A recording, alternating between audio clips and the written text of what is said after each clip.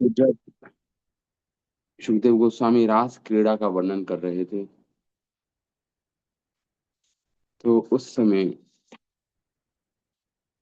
परीक्षित महाराज ने,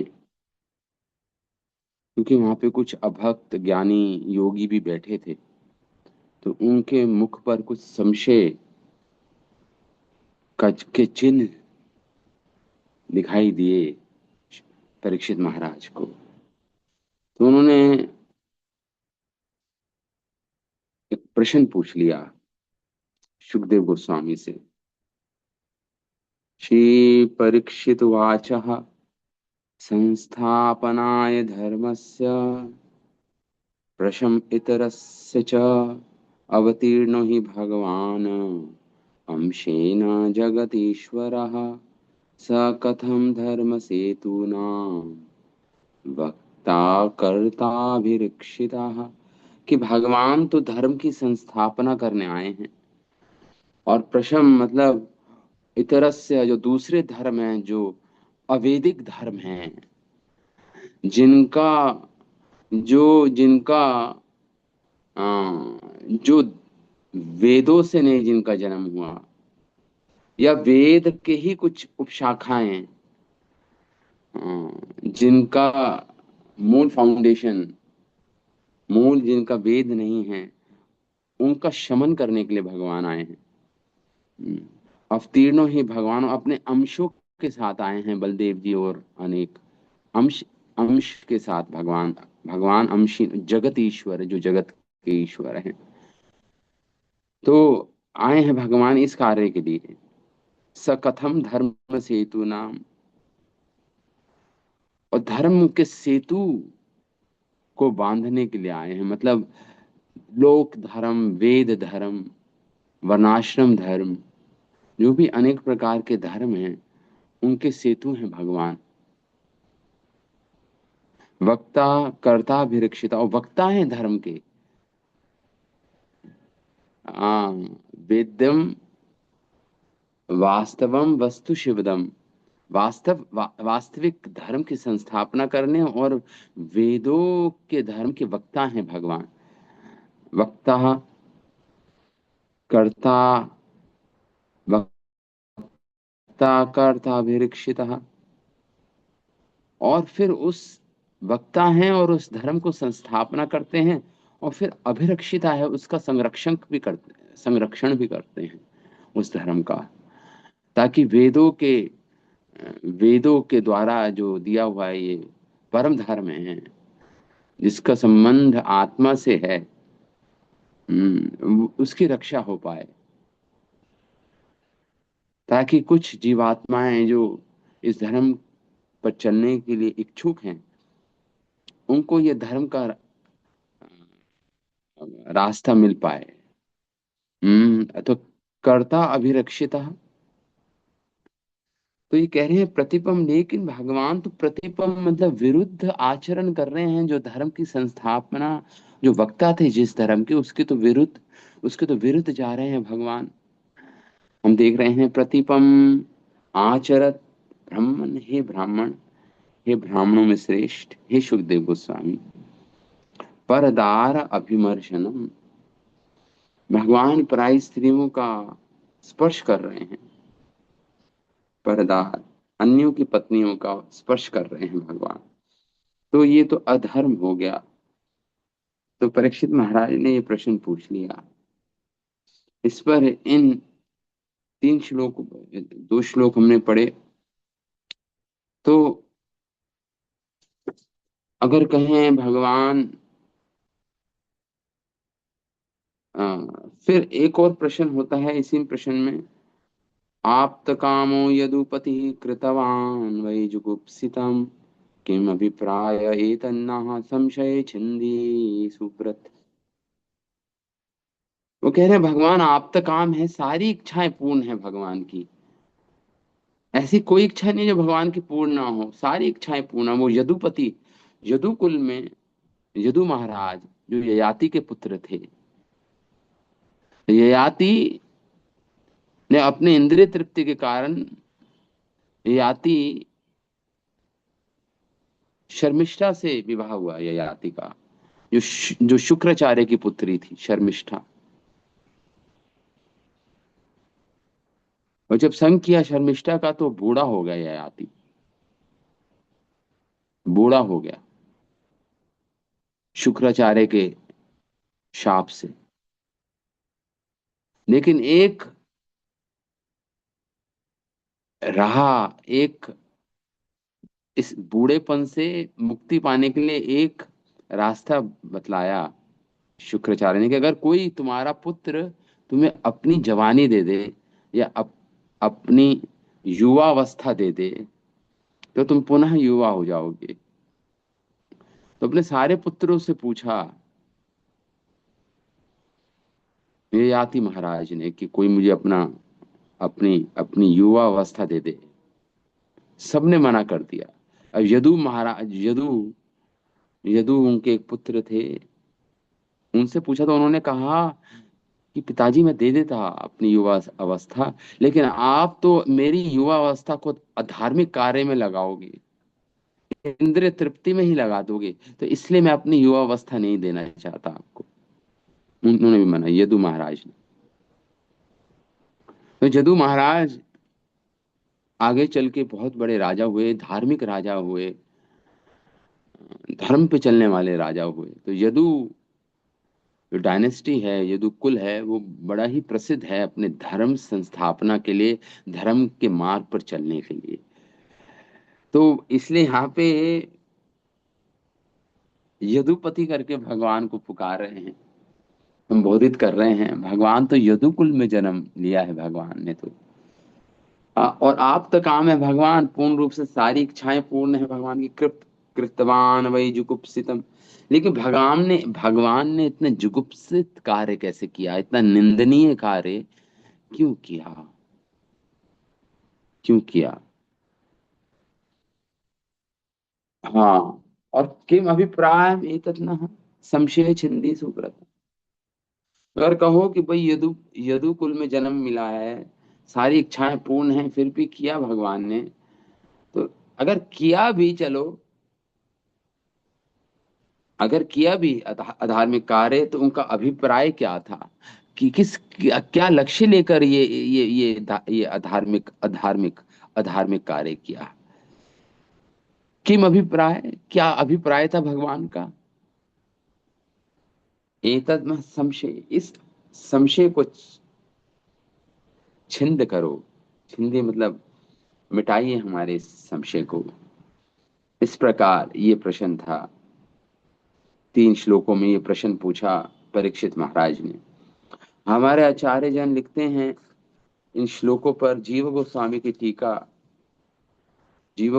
अपनी टीका में लिखते हैं कि इस प्रकार, क्योंकि परमानंद में डूबे सुखदेव गोस्वामी खुद भी वो रास क्रीड़ा में के परमानंद में डूबे हुए थे। सुखदेव गोस्वामी 10th स्कंद के प्रारंभ में ही किए गए प्रश्न के उत्तर में विस्तार पूर्वक रास लीला का वर्णन किया उन्होंने, जिसे सुनकर परीक्षित महाराज को भी उन उन स्थलों पर सम्यक प्रकार से सिद्धांत का सुख का बोध हो रहा था। परीक्षित महाराज और सुखदेव गोस्वामी दोनों ही सुख के आनंद मग्न में डूबे हुए थे, सुधा सागर में डूबे हुए थे, महामृत के सागर में डूबे हुए थे। ये रास क्रीड़ा का ये प्रसंग चल रहा था, और इसके बीच में जो ये प्रश्न आया, इसलिए जब उन्होंने ये विचारा कि यहाँ पर स्थित कुछ लोग के हृदय में संदेह है, तो उन्हीं का कल्याण करने के लिए उसी वीरसता, जो जो रस नहीं जिनको प्राप्त होता, वीरस को उठाकर अपने ही संदेह के बहाने 3 श्लोकों में ये प्रश्न पूछा। इन श्लोकों से पहले 2 श्लोक, जो धर्म अप- जो धर्म जो प्रवर्त धर्म की रक्षा करने के लिए भगवान ने अवतार धारण किया था, केवल धर्म की संस्थापना के लिए नहीं, अपितु अधर्म की वासनाओं का उन्मूलन करने के लिए भी अवतार हुआ। जो अधर्म की वासनाएं हैं, उनका भी मूल उन्मूलन, मतलब जड़ से उखाड़ने के फेंकने का भी, के कारण भी अवतार हुआ भगवान का, केवल धर्म की संस्थापना करना नहीं, जो उल्टे सीधे धर्म आए हैं, अवैदिक धर्म आए हैं, उनको भी उन्मूलित, जड़ से उखाड़ने के लिए भगवान का अवतार हुआ। भगवान के वचन हैं धर्म की स्थापना करने में युग युग में प्रकट होता हूँ, गीता में भगवान ने बोला है। भगवान कहने का तात्पर्य यह है कि उनका प्राकट्य होने पर भगवत भाव का भी जगत में प्राकट्य हो जाता है। वे अंश अर्थात बलदेव जी के साथ प्रकट हुए थे, क्योंकि श्री कृष्ण जगदीश्वर हैं, जगत प्रतिपालक हैं, अतः विभिन्न स्थलों पर धर्म संस्थापना में उनका आग्रह दिखाई दिया जाता है, दिखाया गया है। अन्यथा जगत नाश की संभावना हो सकती है अगर धर्म की स्थापना ना करें। अथवा श्री भगवान के ही वचन हैं, मैं एक अंश में व्याप्त होकर मैं संपूर्ण जगत में स्थित हूं, गीता। एको अंशेन जगत व्याप्त हूं, मैं एक अंश से मैं पूरे जगत में व्याप्त हो जाता हूं अपने। इस नियम के अनुसार तुमको अधर्म का नाश ही करना चाहिए। इस पर श्री कृष्ण तो स्वयं ही पूर्ण ऐश्वर्य युक्त हैं, उनमें किसी अन्य कामने की संभावना नहीं, आप तक काम है भगवान। हाँ, तो विभिन्न धर्मों की लोक रक्षा के लिए मर्यादा सेतु है भगवान, सेतु रूप है भगवान।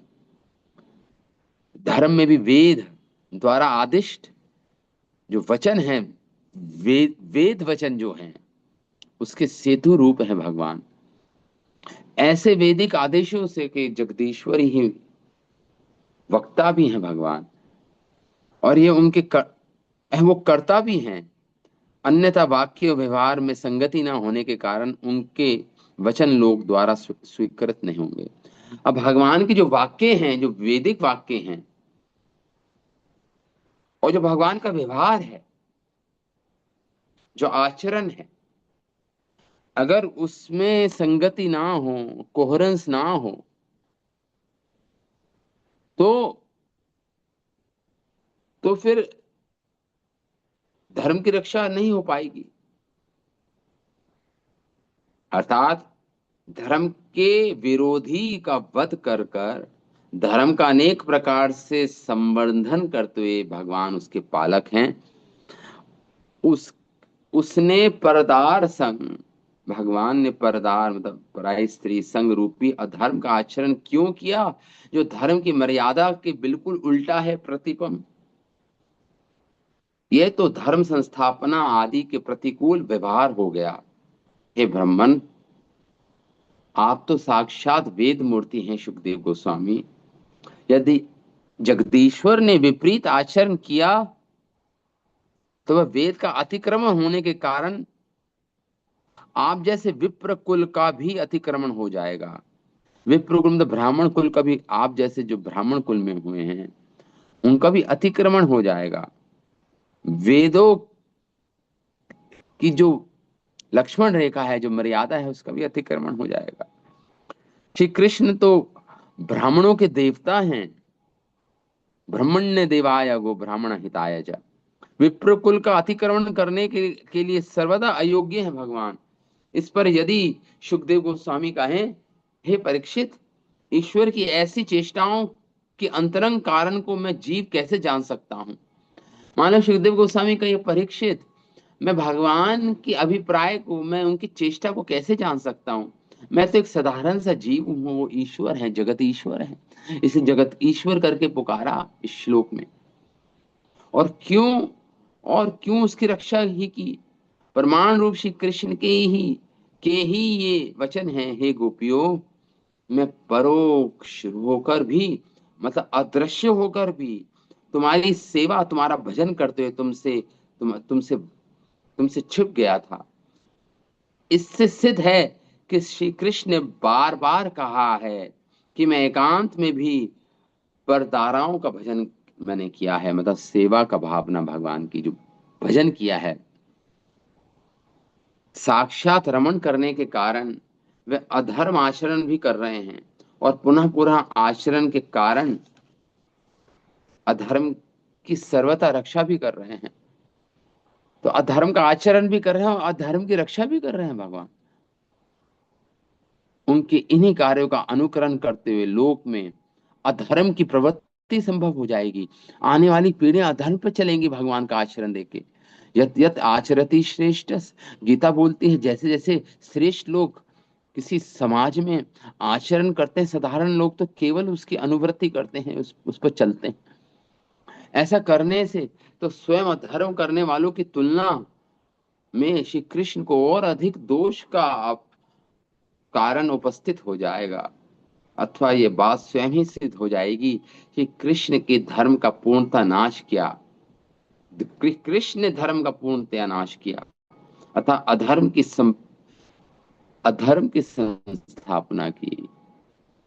आगे परीक्षित महाराज ने आ, धर्म की संस्थापना का अर्थ सामान्यतः धर्म की संस्थापना का भी करना भी है, परंतु उसी के कारण उस सामान्य धर्मों का भी अतिक्रमण हो जाएगा और शुद्ध भक्ति योग का संस्थापना करना, तो जो मुख्य जिसके कारण भगवान आए हैं शुद्ध भक्ति योग, वह कैसे हो पाएगा। जैसे कि पद्म पुराण में भगवान कहते हैं श्री विष्णु का निरंतर स्मरण करना है। सततम स्मरणम विष्णु विस्मृतम न जातुचित, विस्मरणम सततम भगवान विष्णु का स्मरण करना और एक क्षण भी उनको नहीं भूलना। जितने भी धर्म के विधि निषेध हैं संसार में, वो सब इसके किंकर हैं, इसके नौकर हैं, इसके दास हैं। ये जो विधि और निषेध है, सबसे बड़ा विधि निषेध है शास्त्र का। सततम स्मृतम स्मरणम विष्णु, सतत भगवान विष्णु का स्मरण रहे। विस्मृत, ये तो विधि हो गई। और विस्मृतव्यो न जातुचित, और भगवान विष्णु का एक क्षण भी विस्मरण ना हो, ये निषेध हो गया। और जितने भी वेदों में विधि निषेध हैं, सब इसी के किंकर हैं, दास हैं। और प्रथम स्कंद में भी कुंती देवी ने बोला है, भगवान के अवतार का मुख्य कारण बताया है भक्ति योग की संस्थापना करना। भक्ति योग विधानार्थम, भक्ति योग के विधान के अर्थ की संस्थापना करने भगवान आए हैं। भक्ति योग विधान के लिए आप अवतीर्ण हुए हैं। परीक्षित महाराज कहते हैं कि धर्म की संस्थापना और अधर्म का नाश श्री जगदीश्वर के अवतार के प्रभाव में स्वयं ही हो जाएगा। उनका उपदेश करने का भी आवश्यकता नहीं रहेगी। भगवान के आचरण से ही, actions speaks louder than words, आचरण सबसे बड़ा, आचरण से धर्म की संस्थापना हो जाएगी। इस प्रकार अधर्म का भी नाश हो जाता है। तो भला कृष्ण पराई स्त्री संपर्क रूप अधर्म का आचरण कैसे कर सकते हैं, अर्थात नहीं करते। इसमें क्या कारण है? उत्तर है क्योंकि वे स्वयं सभी धर्मों के, अगर कोई कहे उत्तर ये है कि भगवान सारे धर्मों के आश्रयभूत हैं, सारे धर्मों के सेतु हैं, सारे धर्म भगवान पे ही टिके हुए हैं, भक्ति योग के भेदों के वक्ता हैं भगवान, करता हैं, अभिरक्षिता हैं। उनका अवतार का मुख्य प्रयोजन भक्ति योग के फल प्रेम विशेष का विस्तार करना है। इसलिए गोपियों को पति सेवा आदि धर्म का त्याग कराकर प्रेम फल के माधुर्य का आस्वादन कराया भगवान ने। इस प्रकार अन्य धर्म का अनादर करना उपयुक्त ही हुआ। शस्त्र का भी, शास्त्रों का भी यही आदेश है कि जब तक कर्म करें, देखिए ये एक शास्त्र में लिखा हुआ है, यावत कर्माणि कुर्विता ना निर्विद्येत यावता। जब तक ही आपको वेदों, अपने लौकिक वैदिक आर्य पथ का अनुसरण करना है, जिसे सामान्य धर्म बोलते हैं, इसे वर्णाश्रम धर्म भी बोलते हैं। सामान्य धर्म एक तो होता है सामान्य धर्म जो शरीर से संबंध है इसका, विधि निषेध दे रखे हैं शास्त्रों में। समाज को नहीं तो समाज चल नहीं पाएगा बिना धर्म के आचरण के। और एक होता है डायरेक्ट आत्मा का धर्म, जिससे केवल जिसका धर्म संबंध केवल आत्मा से है, केवल आत्मा से है। वो रिलेटिव नहीं है, वो सापेक्ष नहीं है, मतलब वो धर्म का शरीर से कोई संबंध नहीं है। वो आत्मा का धर्म है, वो है भक्ति योग, प्रेम करना भगवान से। तो जब तक भगवान से प्रेम नहीं हो जाता, भगवान में श्रद्धा नहीं हो जाती, भगवान की कथा में रुचि नहीं उत्पन्न हो जाती, जब तक ही आपको वैदिक धर्म और लौकिक धर्म का पालन करना पड़ता है, नियमों का। एक बार पूर्णतः शरणागत हो गए भगवान के, एक बार भक्ति योग में स्थित हो गए, मन प्रेम करने लगा भगवान से, फिर वो लौकिक धर्म और वैदिक धर्म की कोई कोई महत्ता नहीं रह जाती। वो तो स्वयं ही पालन हो जाता है, उसके बारे में ज्यादा विधि निषेध की चिंता नहीं रहती फिर। जो आत्मिक धर्म तक किस में स्थित हो गया, ये कहने का अर्थ है। श्री जीव गोस्वामी अपने तात्पर्य में इस प्रकार लिख रहे हैं, प्रायः साधन अवस्था में भी कर्म मार्ग का त्याग किया जा सकता है, तब ये महाभाव स्वरूप इन गोपियों के विषय में तो कहना ही क्या।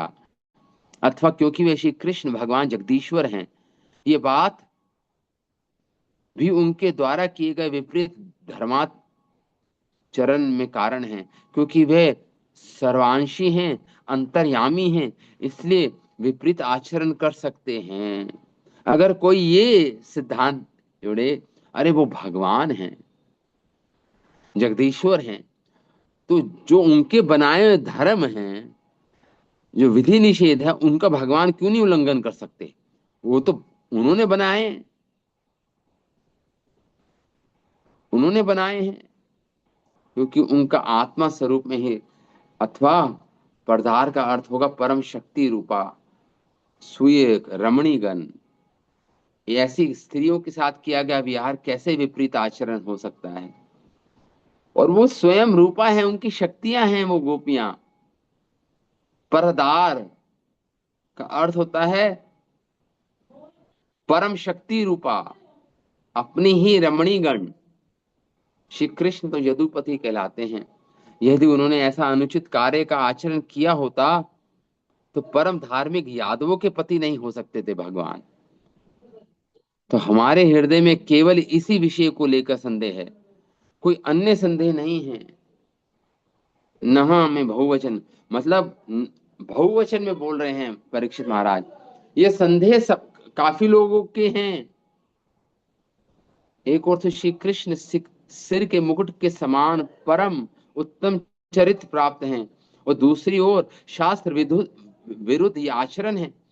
इन दोनों गुणों के बीच चित्त का संशय होना स्वाभाविक है।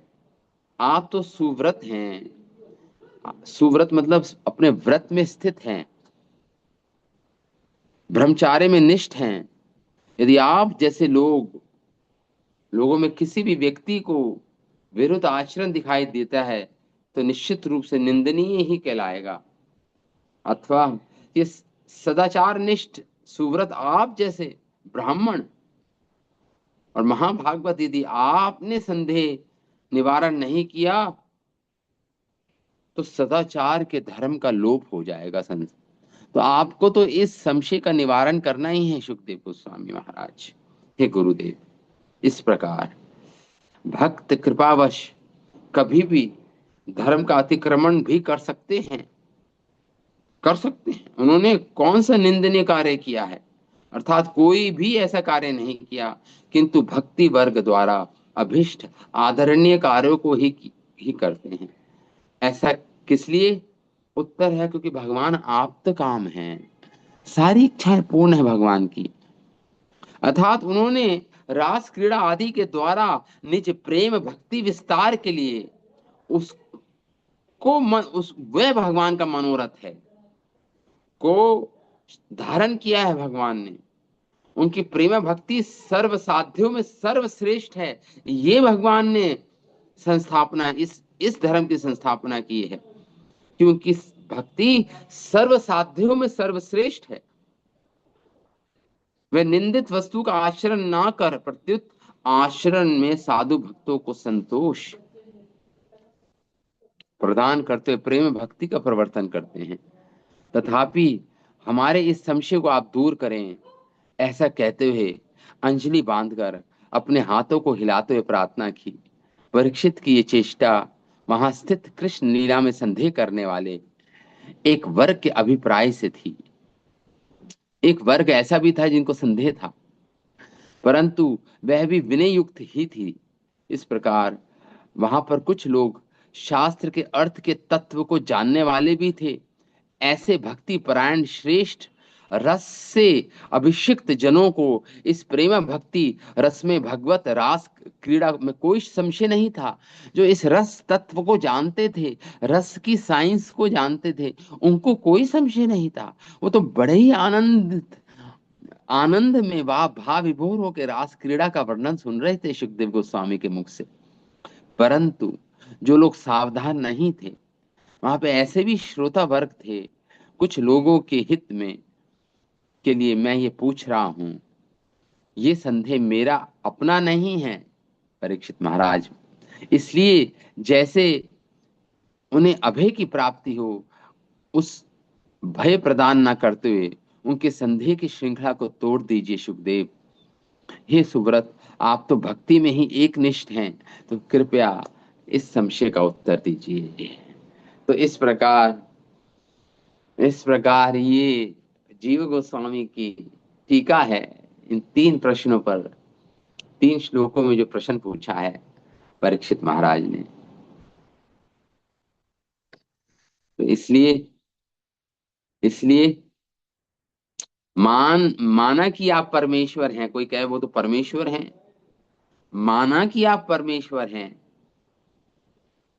फिर भी ऐसे निंदित कार्य करने में आपका अभिप्राय क्या होगा? परमेश्वर होते हुए भी आपका अभिप्राय क्या है, लक्ष्य क्या है ऐसा अधर्म का आचरण करने? किस अभिप्राय से भगवान ने ऐसे निंदित कार्य किया? ये परीक्षित महाराज का प्रश्न था। अब आप तो काम हैं, आपकी सारी इच्छा पहले ही पूर्ण हो चुकी है, तो फिर आपने क्यों परदार्शन किया? केवल मेरा ही नहीं, इस प्रकार अब सुखदेव गोस्वामी उत्तर देते हैं इस प्रश्न का।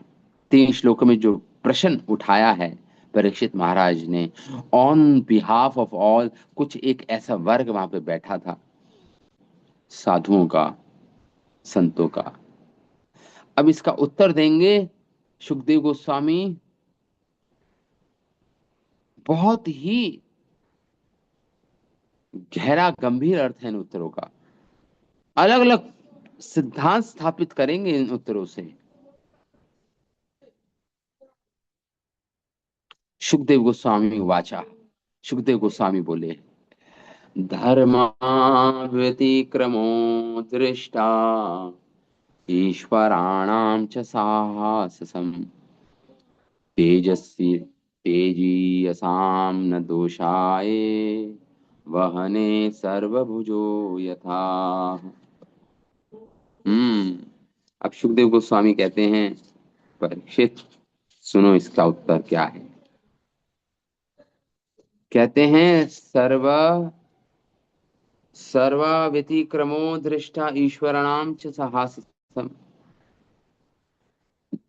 जो धार्मिक सिद्धांतों का उल्लंघन है, धर्म अतिक्रमण दृष्टा ईश्वराणाम, जो ईश्वर मतलब शक्तिशाली लोगों के द्वारा जो धर्म का अतिक्रमण होता है, शक्तिशाली नियंताओं के द्वारा, ईश्वराणाम, ईश्वर मतलब नियंता, जो शक्तिशाली नियंताओं के पथ पर साहस मतलब साहस पूर्वक, साहसपूर्ण उल्लंघन भी देखा जाए, किसी धर्म का उल्लंघन भी देखा जाए, तो कोई आंच नहीं आती, कोई आंच नहीं आती उन शक्तिशाली नियंताओं पे। क्यों आंच? उदाहरण दे रहे हैं, जैसे तेजी यसाम न दोषाय वहने सर्वभुजी यथा। जैसे अग्नि में कोई पवित्र हवन की सामग्री डालो या अग्नि में कोई दूषित वस्तु डाल दो, वो सभी ही भस्म हो जाती हैं। अग्नि अशुद्ध नहीं होती, वो वस्तु शुद्ध हो जाती है जो डाली जाए अग्नि के अंदर। हाँ, ये उदाहरण दे रहे हैं सुखदेव। हर वस्तु को निगल जाती है और स्वयं अदूषित बनी रहती है अग्नि।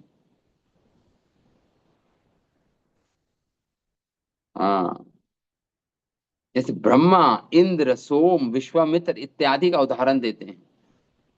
अग्नि में जो कुछ डाला जाए वह निगल जाती है, लेकिन उसके स्वभाव में कोई परिवर्तन नहीं आता। इसी तरह कोई महान व्यक्ति आचरण की अनियमितता, नियम का पालन ना करना से अपने पद से गिरता नहीं, किंतु उनमें कोई आंच नहीं आती, उनके आचरण में, उनके धर्म संस्थापना में, या उनके धर्म का पालन करने में कोई आंच नहीं आती। ये बता रहे हैं। ठीक है, ये एक उत्तर दिया सुखदेव गोस्वामी ने। आगे क्या बोलते हैं दूसरे श्लोक में? न एतत्समाचरे जातु मनसा अपि ह्यनीश्वरः विनश्यति आचरन् मोढ्यात् यथा रुद्र अब्जिजम विषम। तो कोई कहे कि ठीक है, तो हम भी वैसे ही आचरण करेंगे फिर। देखो, नकल बस ये इस श्लोक में बता रहे हैं, न एतत् समाचरेत जातु। लेकिन ऐसे महान नियंत्रण, जो नियंत्रण करने वाले नियंताएं हैं, जो शक्तिशाली नियंता हैं, जो इनकी नकल नहीं करनी चाहिए साधारण मनुष्यों को। ना मनसा अपि अनीश्वरः। अगर वो नकल करेगा तो विनष्ट हो जाएगा, नष्ट हो जाएगा वो। आचरण मोड्यात, उनका आचरण अगर ऐसा हो जाएगा जो शक्तिशाली नियंताओं का होता है, तो ऐसा मूर्खतावश उस वह नष्ट हो जाएगा अपनी मूर्खता के कारण। उदाहरण दे रहे हैं, जिस प्रकार भगवान शिव ने तो हलाहल नाम का विष का पान किया और वो नीलकंठ कहलाए जब समुद्र का मंथन हुआ। तो अगर कोई दूसरा देवी देवता या कोई दूसरा जनसाधारण मनुष्य उस हलाहल विष का एक बूंद भी पान कर लेते तो तुरंत मृत्यु को प्राप्त हो जाते। लेकिन भगवान रुद्र ने वो विष का पान किया, कंठ में धारण किया उस विष को, और नीलकंठ कहलाए भगवान, भगवान शिव। हाँ, तो इसलिए जो जो महान संयमकारी नहीं है, जो संयमकारी नहीं है, जो महान नहीं है, उसे शासन करने वाले महान पुरुषों के आचरण में नकल नहीं करनी चाहिए कभी। यदि कोई सामान्य व्यक्ति मूर्खता पूर्वक ऐसा आचरण की नकल करता है, तो वह उसी तरह विनिष्ट हो जाएगा, नष्ट हो जाएगा, जिस तरह विश्व का के सागर को पीने का प्रयास करने वाला व्यक्ति। यदि वे रुद्र नहीं है, शिव नहीं है, तो वो नष्ट हो जाएगा। हम्म, तो हमें ये भली भांति समझ लेना चाहिए कि यद्यपि भगवान कृष्ण निश्चित रूप से धर्म की संस्थापना करने के लिए अवतरण हुए हैं, उसी तरह वह ये भी दिखाने के लिए अवतरण हुआ है भगवान का कि वह ईश्वर है, हम जैसे नहीं है भगवान। ये दिखा रहे हैं भगवान, मैं ईश्वर हूँ, नियंता हूँ, हम जैसे साधारण मनुष्य नहीं है भगवान। यह भी प्रदर्शित करना चाहिए भगवान को, करते हैं भगवान। भगवान अपनी अंतरंगा शक्ति के साथ भोग कर रहे हैं, अपनी आध्यात्मिक पथ की ओर आकृष्ट कर रहे हैं लोगों को भगवान। हमें चाहिए कि कृष्ण की नकल ना करने का प्रयास करें, नहीं तो घोर कष्ट को सहेंगे अब। तो नकल नहीं करनी चाहिए ऐसे शक्तिशाली नियंताओं की। आगे सुखदेव गोस्वामी क्या बोल रहे हैं। ईश्वराणां वचा सत्यम तथा एव आचरित चरितं क्वचित् तेषां यत् सुवचः युक्तं बुद्धिमान समाचरे। कह रहे हैं जो ईश्वर होते हैं, जो शक्तिशाली नियंता, मतलब उनके वचन निश्चित रूप से सत्य होते हैं। वचः सत्यम। और जब वे वचनों के अनुरूप कर्म करते हैं, जो वो बोलते हैं, जो वचन वो बोलते हैं, वक्ता है भगवान, जैसे पहले भी हमने पढ़ा। तो जो जो जो वक्ता है भगवान, जो बोलते हैं, उसी के अनुरूप आचरण करते हैं, तो वो आदर्श होते हैं। वही आदर्श है। जो बोले, अगर उसके अनुरूप आचरण करे, तो वो आदर्श बन जाता है, आइडियल बन जाता है समाज के लिए। इसलिए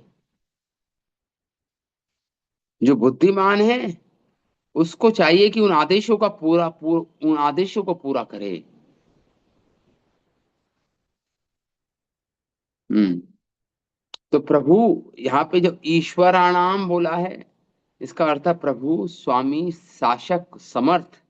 ये सब ईश्वर शब्द के पर्यायवाची शब्द हैं, अर्थ हैं। शिल प्रभुपाद ने प्राय ईश्वर का नियंता अर्थ, जो स्वामी है, शासक है, समर्थ है, के भावों को समाहित किया है। स्वामी सक्षम हो सकता है, किंतु नियंता तो वह स्वामी है जो वस्तुओं को घटित कराता है। यद्यपि सामान्य लोग, विशेषतः पाश्चात्य देश के लोग, इस तथ्य से अवगत नहीं, किंतु शक्तिशाली व्यक्ति हमारे ब्रह्मांड को नियंत्रित करते हैं। ब्रह्मांड की आधुनिक जो निर्विशेष विचारधारा है कि भगवान निराकार है, निर्विशेष है, को लगभग पूर्णतया निर्जीव के रूप में चित्रित करते हैं, कि भगवान निर्जीव है, कोई बना के भगवान सो गए या कुछ ऐसा, और ये पृथ्वी व्यर्थ में तैर रही है। इस तरह हमारे पास रह जाता है, केवल ऐसे नियमों को प्रदर्शित करते हैं, सुरक्षित रखने का निरर्थक परम लक्ष्य, जिसका जिसका अपने आप को दोबारा जन्म लेने से, घटनाओं की निरर्थक श्रृंखला से एक और कड़ी जोड़ने का ही लक्ष्य है। मानव समाज का लक्ष्य है भगवान के अगर धर्म का पालन ना करके केवल सामाजिक धर्म का पालन करना, जिस संसार में घटित हो रहा है, तो उससे तो केवल पुनः पुनः जन्म ही प्राप्त होगा एक जीव को, केवल अगर लौकिक धर्म का पालन करेगा। अज्ञानिक भौतिकवादी लोग जो होते हैं, उनके द्वारा बनाए गए जितने भी संसार के नियम हैं, वे निरर्थक संसार के सर्वथा विपरीत हैं। वास्तविक ब्रह्मांड जीवन से ओतप्रोत है, लेकिन जो वास्तविकता तो ये है कि ये पूरा ब्रह्मांड, ये कॉन्शियसनेस या जीवनी शक्ति से ओतप्रोत है। पूरा ब्रह्मांड सर्वव्याप्त है, और वस्तुतः ईश्वर से ओतप्रोत है ये पूरा ब्रह्मांड। ये वास्तविक धर्म है, जो समस्त वस्तु में व्याप्त हैं, तो समो सबों को धारण करता है वो भगवान। भगवान तथा असंख्य जीवों, जिनमें हम भी सम्मिलित हैं, उनकी निजी संबंध ही वास्तविक है। जो भगवान से जीवात्मा का संबंध है, यही धर्म वास्तविक है एक्चुअली। कुछ जीव भौतिकवाद के मोह में फंस जाते हैं, या भौतिक शरीर से पहचान करते हैं। जो कुछ तो कुछ होते हैं जो मुक्त हैं, अपने नित्य आध्यात्मिक स्वरूप से परिचित हैं। ऐसे भी जीव हैं संसार में। तीस तीस तो एक तो वो जो भगवान, जो अपने अपने आप की पहचान भौतिक शरीर से करते हैं। दूसरी श्रेणी के लोग वो हैं जो अपनी पहचान आत्मा से करते हैं। और तीसरी श्रेणी के लोग वो हैं जो अज्ञान भौतिकवादी कृष्ण भावना भावित हैं, जो जो भगवान अपनी पहचान भगवान के अंश के रूप में करते हैं, और वही सबसे उत्तम श्रेणी के लोग होते हैं। अंततो गत्वा वास्तविकता है संसार की, ये साकार है, रूप है, और देवी है। देवी मतलब देविक शक्ति से कंट्रोल्ड है। कोई भी निरर्थक निर्जीव नहीं है इस संसार में, सब शक्तियों से नियंत्रित है संसार। अतः इसमें कोई आश्रय नहीं, कोई आश्चर्य नहीं कि जैसे हमें वैदिक साहित्य से पता चलता है, हमारा ब्रह्मांड तथा अन्य सारे ब्रह्मांड महापुरुषों द्वारा नियंत्रित होते हैं और संचालित होते हैं। जब हम प्रजातांत्रिक रूप से किसी राजनीतिक व्यक्ति को शासन करने का भार सौंप देते हैं, डेमोक्रेसी मतलब किसी किसी को भार सौंपना, तो हम उसे अपना वोट देते हैं, क्योंकि उसमें लीडरशिप क्वालिटी देखते हैं हम, नायक क्षमता होती है उसमें, हम सोचते हैं कि ये कार्य करेगा।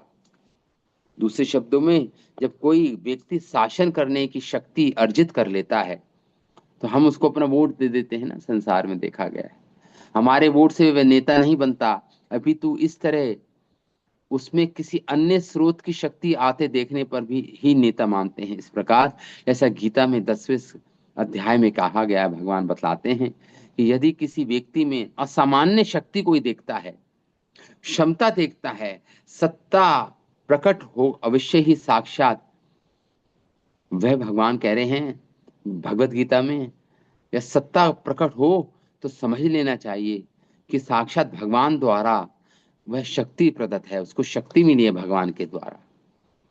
जो लोग सीधे भगवान को शक्ति जो लोग सीधे भगवान से शक्ति प्राप्त किए रहते हैं, वे उनके भक्त होते हैं।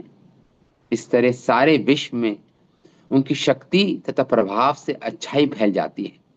किंतु जिन्हें कृष्ण की माया द्वारा शक्ति प्राप्त है, वे कृष्ण से अप्रत्यक्ष रूप से संबंध रखते हैं, क्योंकि उनमें भगवान की इच्छा सीधे प्रतिबिंबित नहीं होती। देखिए, कुछ तो भगवान की डायरेक्ट शक्ति से जिनको मिली है, वह शक्तिशाली नियंता है। कुछ है जो भगवान की माया शक्ति से आच्छादित हैं, वो माया शक्ति से शक्ति प्रदत्त है। वे अप्रत्यक्ष रूप से उनकी इच्छा को तो पूरी करते हैं, लेकिन अप्रत्यक्ष रूप से करते हैं, इनडायरेक्टली करते हैं, प्रतिबिंबित करते हैं। क्योंकि कृष्ण की व्यवस्था अनुसार प्रकृति के जो नियम हैं, अज्ञानी जीवों पर प्रभाव डालकर उन्हें धीरे धीरे अनेक जन्मों के बाद भगवान की शरण ग्रहण करवाते हैं। इस तरह शिला भक्ति सिद्धांत सरस्वती ठाकुर जो शब्द है ईश्वराणानाम, शक्तिशाली नियंता जिसे बोलते हैं, ज्ञान तथा तपस्या के बल पर शक्तिशाली बने हुए हैं, ऐसा कहा गया। जो जो मनुष्य ईश्वर के स्वभाव तथा उनकी इच्छा को समझने लगता है और आध्यात्मिक जीवन में श्रेष्ठ प्राप्त करने के लिए निजी त्याग करता है, जो जो उसे शक्ति प्रदान करते हैं भगवान, जिससे वह उनकी इच्छा का प्रतिनिधित्व कर पाए, रिप्रेजेंटेटिव बन जाए भगवान का इस संसार में, जिसे उसने बुद्धिमानी से समझा और स्वीकार किया इस भक्ति योग को। भगवान इस धरती पर धार्मिक आचरण का जीता जाता जागता दृष्टांत प्रस्तुत करते हैं, हेतु अवतरित होते हैं, जैसा कि गीता में कहा गया। गीता में भगवान ने बोला 30वें अध्याय में, यदि मैं आदर्श कर्तव्य का पालन ना करूं तो संसार पथ भ्रष्ट हो जाएगा, विनष्ट हो जाएगा। इस तरह भगवान ने अपने विविध अवतारों द्वारा दिखलाया इस जगत में किस तरह उचित कर्म करना है। इसका उत्तम उदाहरण स्वयं श्री रामचंद्र भगवान राम हैं, जिन्होंने राजा दशरथ के पुत्र के रूप में अद्भुत आचरण किया। किंतु जब साक्षात कृष्ण अवतरित होते हैं तो वह चरम धर्म का भी प्रदर्शन करते हैं। वह केवल सामाजिक धर्म का ही प्रदर्शन नहीं करते, भगवान कृष्ण तो चरम धर्म का भी प्रदर्शन करते हैं। मतलब अन्य समस्त जीवों से परे जो है, ऐसा धर्म का भी आचरण करते हैं भगवान, जो समस्त जीवों से परे है और उनके परम पद की नकल को कोई कर नहीं सकता। जिनकी नकल भगवान राम के चरित्र की तो नकल कर सकते हैं, भगवान कृष्ण के चरित्र की नकल नहीं कर सकते, क्योंकि परम पद का धर्म है। समस्त धर्मों में अग्रगण्य है वह सिद्धांत। भगवान अद्वितीय हैं, उनका उनके समान कोई नहीं, उनसे बढ़कर तो क्या कोई होगा। ऐसा भगवान के साथ गोपियों का जो आचरण है, जैसे सुखदेव गोस्वामी ने बतलाया है, कोई भी उन लीलाओं की नकल नहीं कर सकता। करेगा तो दुष्परिणामों को भोगने के लिए तैयार हो जाए वो। तो ये सोचना होगा, सोचता है कि भगवान कृष्ण सामान्य कामी, या जो व्यक्ति उनके रास नृत्य को प्रशंसनीय मान के उनकी नकल करना चाहता है, वह निश्चित रूप से विनष्ट हो जाएगा। जैसे कोई अरुद्र, जो रुद्र नहीं है, वो मानो विश्व हलाहल का पान करे। हाँ, इसलिए यहाँ पे बता रहे हैं, आगे श्लोक में 32वें श्लोक में कहते हैं, कुशल आचरितेन येषाम् इह स्वार्थः न विद्यते विप्रेण वा अनर्थ निरंकारिणाम प्रभु। एक और सिद्धांत स्थापित कर रहे हैं यहाँ पे सुखदेव गोस्वामी। सुखदेव गोस्वामी कहते हैं, कुशल चरित्र येषाम इह स्व अर्थ न विद्यते। अगर इस संसार में कोई महान व्यक्ति जो काम करते हैं, जो कार्य करते हैं, जो कर्म करते हैं, वह अहंकार रहित होता है, मतलब अपने आप को कर्ता नहीं मानते, अपने आप को कर्मों के जो फल आते हैं उसको भोक्ता नहीं मानते, ना तो कर्ता मानते हैं अपने आप को, ना भोक्ता मानते हैं। ऐसे निरहंकार, उसको बोलते हैं अहंकार रहित, जब ऐसे कर्म करते हैं जिसमें उनका कोई स्वार्थ भाव नहीं होता, ना तो कर्ता होते हैं ना भोक्ता होते हैं वो, और कर्म करते हैं फिर भी, और उनके कर्मों में अगर ऊपरी तौर पे कोई अपवित्रता दिखाई भी दे, बाह्य रूप से अगर कोई अपवित्रता दिखाई भी दे, तो उनको पापों का फल नहीं भोगना पड़ता। देखिए, पापों को फलों को तो उनको भोगना पड़ता है जो अहंकार युक्त कर्म करते हैं, अपने आप को कर्ता मानते हैं, अपने आप को उन कर्मों के फलों का भोक्ता मानते हैं। अहम कर्ता अहम भोगी, कर्ता हम भगवान अपने आप को कर्ता और भोक्ता मांगते हैं। ऐसे अहंकार युक्त कोई कर्म किया जाए तो वो कर्म को बांधता है, कर्म बंधन में फंसते हैं वो लोग। और अगर ऐसे कर्म करो जिसमें अपने आप को ना तो भोक्ता मानो, ना अपने आप को कर्ता मानो, ऐसे अहंकार रहित अगर कर्म किया जाए, तो ऐसे व्यक्तियों के, महान नियंताओं के आचरण में कुछ त्रुटियां भी दिखाई दे, तो उनको उसके कर्मों के फलों का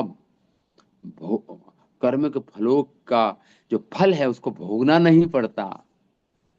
तो अहंकार शून्य कोई कर्म किया जाए, ऐसे कर्मों का फल आपको नहीं भोगना पड़ता। और अगर अहंकार सहित युक्त कार्य किया जाए, तो ऐसे कर्मों को तो फल भोगना पड़ता है। फिर अपने आप को कर्ता माना जाए, अपने आप को नियंता माना जाए, ये एक सिद्धांत स्थापित कर रहे हैं यहाँ पे सुखदेव गोस्वामी। अभी बताएंगे हमारे, जब हम अपने आचार्यों की टीका पढ़ेंगे तो आपको क्लियर होगा ये सब जो सिद्धांत बता रहे हैं, अलग अलग प्रकार से सिद्धांत स्थापित कर रहे हैं।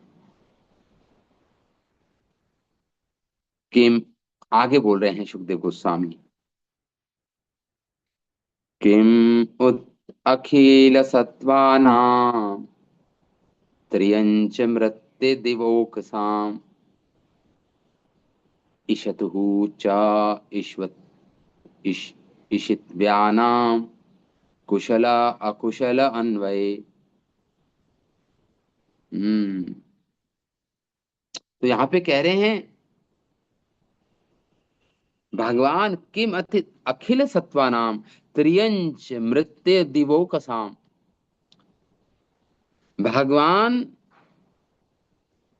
ने के द्वारा सृजित ये संसार जिसमें प्राणी हैं, पशु हैं, मनुष्य हैं, देवता हैं, के स्वामी भगवान हैं। ईशतु, भगवान स्वामी हैं, नियंता हैं, पशुओं के, मनुष्यों के, देवताओं के। भला उनमें शुभ और अशुभ, कुशला अकुशला से किस प्रकार का संबंध कैसे रख सकते हैं, जिनके जिससे उनके अधीनस्थ प्राणी प्रभावित हो। भगवान तो देखिए अखिल कर्म नियम उन्हीं के द्वारा बनाए गए हैं। कर्मों का नियम भी भगवान के द्वारा ही बनाया गया है ना, कर्मों का नियम। और उनकी सर्वशक्तिमान इच्छा का प्रतीक है भगवान। अतः वह जो भी कर्म करते हैं अपनी शुद्ध इच्छा से करते हैं। सामान्य लोग उनकी आलोचना नहीं कर सकते। वो ईश्वर हैं। सारे प्राणी, पशु, मनुष्य, देवताओं के सृ, सृजन करने वाले हैं, उनका पालन करने वाले हैं भगवान।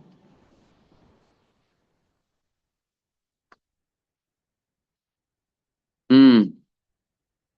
इस प्रकार बोल रहे हैं श्लोक में सुखदेव गोस्वामी। तो उनको शुभ और अशुभ कर्मों के कर्म बंधन में उनको भी बांधना ये उचित नहीं। कुशला कुशला अन्वय, उनका संबंध शुभ और अशुभ कार्य से कैसे हो सकता है भगवान का। स्वामी जो नियमों का बनाते हैं, जो नियमों को, उनको शुभ अशुभ कार्यों में आप नहीं डाल सकते। उनको बांध नहीं सकते। उनको बांध नहीं सकते शुभ और अशुभ कार्यों में, पाप और पुण्य में। आगे बोल रहे हैं सुखदेव गोस्वामी, सुनिए। अब जब हम टीका पढ़ेंगे तो आपको और ये सारे कंसेप्ट क्लियर होंगे सुखदेव गोस्वामी क्या कह रहे हैं। यद पाद पंकज पराग निषेव तृप्ता योगा प्रभाव विधुत अखिल कर्म बंधा स्वैरं चरन्ति मुनया अपि नानयमानाः तस्य इच्छया आतवपुषा कुत एव बंधः। भगवान क्या करें, यत पाद पंकज पल पराग निषेव तृप्ता। अरे भगवान को तो कर्म बंधन की बात छोड़िए। भगवान के जो भक्त होते हैं, जो भगवान की चरण धूलि को धारण करते हैं, यत पाद पंकज पराग निषेवा, जो सेवा करते हैं भगवान के चरणों की, हाँ, जो तृप्त होते हैं, जो अपने योग शक्ति से भगवान को तृप्त करते हैं अपनी भक्ति से, धुला हुआ जिनका हृदय है, वह कर्म बंधन में नहीं फंसते। वे मुनिगण भी स्वरेर स्वैरम चरंती मुनयोपि नहीं नहीं माना। वे मुनि लोग भी कर्म बंधन से मुक्त हो जाते हैं। भगवान की तो बात ही छोड़िए आप। किमुत न्याय बोलते हैं। जब वो मुनि ही नहीं कर्म बंधन में फंसते, तो भगवान कैसे कर्म बंधन में फंस जाएंगे। उसे किमुत न्याय बोलते हैं। नहीं माना हो तो इसका अर्थ ये हुआ इस श्लोक का कि जो भगवान के चरण कमलों की धूलि का सेवन करते हैं ऐसे मुनिजन, जो पूर्णतया तुष्ट है अपने आप में, जो भौतिक कर्म में कभी बहुत उनको भौतिक कर्म कभी बांधते नहीं, ना ही भौतिक कर्म उन बुद्धिमानों को बांध पाते हैं, जिन्होंने योग शक्ति के द्वारा अपने को समस्त कर्म फलों से के बंधन से मुक्त कर लिया हो। तो फिर स्वयं भगवान के बंधन का प्रश्न कहाँ उठता है। वे तो स्वेच्छा से रूप धारण करने वाले हैं भगवान। सुतस्य इच्छायात बपूषा कुथा एव बंधा। वो उनको कैसे बांध सकते हो आप भगवान को। यद पाद पंकज निषेव तृप्त योग प्रभाव विधुत अखिल कर्म बंधा स्वैर चरन्ति मनयोपि न नह्यमाना सतस्य इच्छया आत्मपुष कुत एव बंधा। जब वो नहीं बनते, बड़े बड़े योगी, बड़े बड़े मुनिजन, जो भगवान के चरणों की सेवा करने में संलग्न हैं, हाँ, जब वो कर्म बंधन से मुक्त हो जाते हैं, तो जो स्वयं एक अपने शरीर को धारण करते हैं, भगवान जो चिन्मय शरीर को धारण करते हैं जब अवतार लेके आते हैं, हाँ, सब चिन्मय होता है भगवान की सारी कार्य। उनका शरीर वपुष, वपु मतलब शरीर, कुत, उनको कैसे आप कर्म कुत एव बंधा, उनको कर्म बंधन में कैसे बांध सकते हैं आप? नहीं बांध सकते। सुखदेव गोस्वामी कह रहे हैं परीक्षित, वो कैसे कर्म बंधन में फंसेंगे? नहीं। अब इन 30 से 35वां श्लोक जो हमने पढ़ा, इस पे हमारे आचार्यों की हम टीका, अरे समय तो बहुत ज्यादा हो गया, 9:12 हो गए। तो ठीक है, आज यहीं पे विराम देता हूँ कथा को। कल हम अपने आचार्यों की टीका पढ़ेंगे इन श्लोकों पर। तो ठीक है। श्रीमद् भागवतम महापुराण की जय, रास पंचाध्याय की जय, शिल प्रभुपाद की जय, अनंत कोटि वैष्णव वृंद की, निताय गौर प्रेमानंदे, हरि हरि बोल, हरे कृष्णा। हरे कृष्ण प्रभु जी, अति सुंदर दंडवत क्लास। प्रणाम प्रभु। समय पता ही नहीं चला प्रभु जी। हरे हाँ, कृष्णा। मैं देख नहीं पाया समय क्या था, मैं इसलिए एकदम रोका मैंने, मैं अगली और क्लास में प्रभु जी, समय। अति हाँ, सुंदर प्रभु जी, कोटि कोटि धन्यवाद प्रभु जी। कोटि कृष्ण कोटि आपको धन्यवाद। स्वास्थ्य प्रदान करें, आप ऐसे हम लोग थैंक की यू। बहुत सेवा कर रहे हैं प्रभु जी, हमारे पास वर्ड्स नहीं है नहीं नहीं, ग्रेटिट्यूड के थैंक यू। प्रभु जी। हरि बोल, हरि बोल, हरे कृष्णा, हरे कृष्णा।